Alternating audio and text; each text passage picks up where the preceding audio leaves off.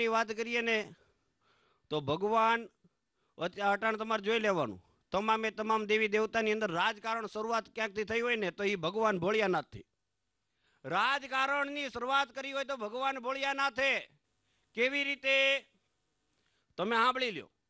બધા દેવી દેવતા ભેગા મળીને ગયા ભગવાન ભોળિયાનાથની પાસે. એ ભોળિયાનાથને કીધું, કારણ ભોળિયો નાથ છે. બબ કે ગણ ભોત ભયંકર ભોતળ નાથ યગંદર તે નકતે બણકે દળી અંબર બાદાય ભંકર ગાજત જંગર પાહગતે ડમરૂપ ડડંકર બાહ ચટંકાર અને શંકર તે કૈલાસ રે પર મે હર મોદ ધરી પશુપાલન કામ પ્રજારણ નાચ કરે જીજી કામ પ્રજારણ નાચ કરે. આવો ભગવાન ભોળિયો નાથ. એની પાસે જઈને બધા દેવતાએ કીધું કે અમને તો એક એક વાર આપો, એક એક તહેવાર આપો. ભગવાન ભોળિયાનાથે તહેવારની વેચણી કરી. રામને એક દિવસ રામનવમી, હનુમાનને એક દિવસ હનુમાન જયંતિ, તમે જોઈ લો જલારામ બાપાને એક દિવસ જલારામ જયંતિ. હવે જોજો રાજકારણની શરૂઆત, બધાને એક એક દિવસ આપ્યો. માતાજીનો વારો આવ્યો.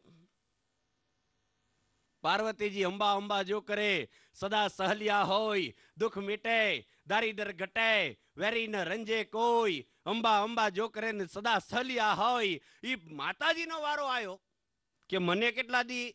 તો કે તમારા 9 દિવસ, 9 નોરતા. હે જોઈ લેજો, 9 નોરતા.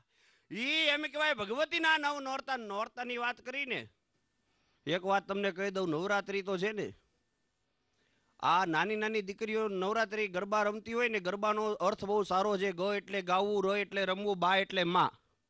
માની સામે ગાઈને રમવું, આનું નામ ગરબા. આ તો હવે બધું નીકળ્યું છે રંબા હો હો હો, જાણે કૂતરા અડકાયા થયા એમ મંડાણા. હા, બાકી અસલ માતાજીના ગરબા, ભગવતીના ગરબા.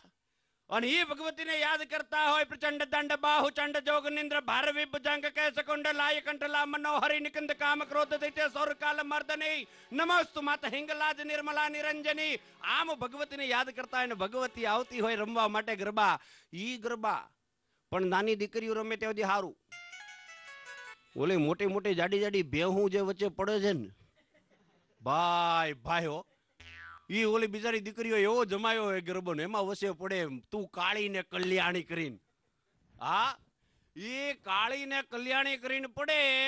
ઓલી બિચારી નાની નાની દીકરીઓના કોકના પગ સૂંધી નાખે, કોકને લાત મારે તો ઓલી બાજુ પડે. હું એમ કહું છું ગરબા 2 રાખવા જોઈએ. પેલા પાતળા ગરબા, પછી જાડા ગરબા. હા, પાતળા ગરબા ને જાડા ગરબા. મજા આવ્યો. પણ એ લોકોને કઈ વાંક થોડો છે. હા, જાડા શરીર થઈ ગયા એનો વાંક થોડો, એને ગરબા રમવાનો હોય ને, પણ એના માટે સ્પેશિયલ રખાય. હવે માતાજીનો વારો આવ્યો. તમે જોઈ લો ભગવાન ભોળિયાનાથે બધાને એક એક દિવસ માતાજીનો વારો આવ્યો. માતાજીને 9 દિવસ. પછી દીકરાનો વારો આવ્યો, ગણપતિ દાદા. એ ગણપતિ દાદાના તમે જોઈ લો, ગણપતિ દાદાના નોરતા આવે, એના દિવસો આવે બાપ. હે, એને 10 દિવસ, એક દિવસ વધારે.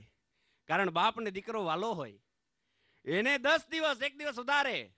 હવે ભગવાન ભોળિયાનાથનો પોતાનો વારો આવ્યો. બધાને દિવસો દઈ દીધા, બધાને તહેવારો દીધા. હવે પોતાનો વારો આવ્યો. તમે જોઈ લો રાજકારણ અહીંથી શરૂ થાય, ગમે તો વાત તાળીથી વધાવજો. એ ભોળિયાનાથે પોતાના માટે આખો મહિનો રાખ્યો, શ્રાવણ મહિનો. ભાઈ ભાઈઓ,